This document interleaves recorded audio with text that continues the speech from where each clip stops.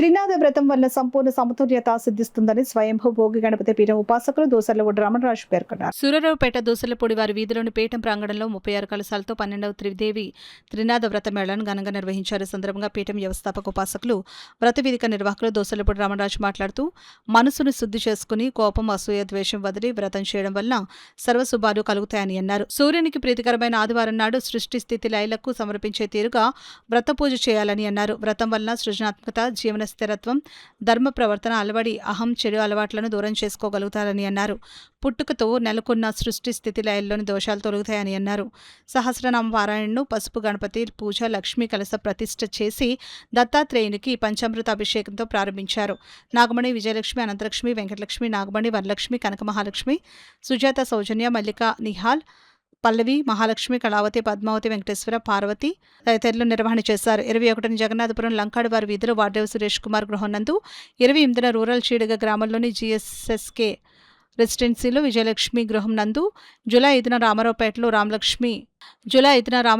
రామకృష్ణ అన్నపూర్ణ స్వగృహం నందు వ్రతమేళాలు జరుగుతాయని, అందరూ పాల్గొనవచ్చునని వ్రత వేదిక తెలియజేసింది.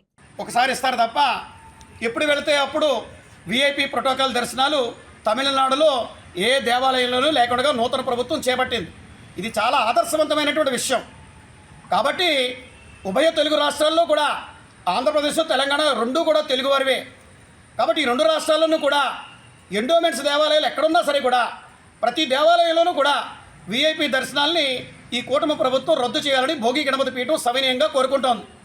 అంటే ముఖ్యమంత్రులు, డిప్యూటీ ముఖ్యమంత్రులు, మంత్రులు, ఎమ్మెల్యేలు, ఎంపీలు, MLCలు వీళ్ళందరికీ ప్రోటోకాల్ ఇవ్వద్దని కాదు.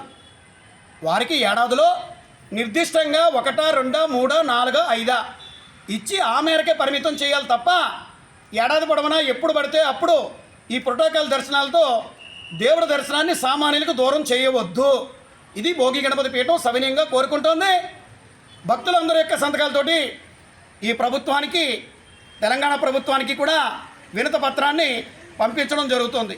అదేవిధంగా మనిషి పుట్టుక కానీ మరణం కానీ తల్లి గర్భం నుంచి జరుగుతుంది. అట్లాగే దహనం చేసినా, ఖననం చేసినా భూమి గర్భంలో కలుస్తుంది. కాబట్టి స్వయంభువుగా ఉండవలసినటువంటి దేవాలయాలు ఏవైతే ఉన్నాయో ఈ భారతదేశంలో, ఈ స్వయంభువుగా అంటే ప్రతిష్ఠ చేసి ఎవరికాలు సొంతంగా పెట్టుకున్న దేవాలయాల గురించి నేను చెప్పట్లే.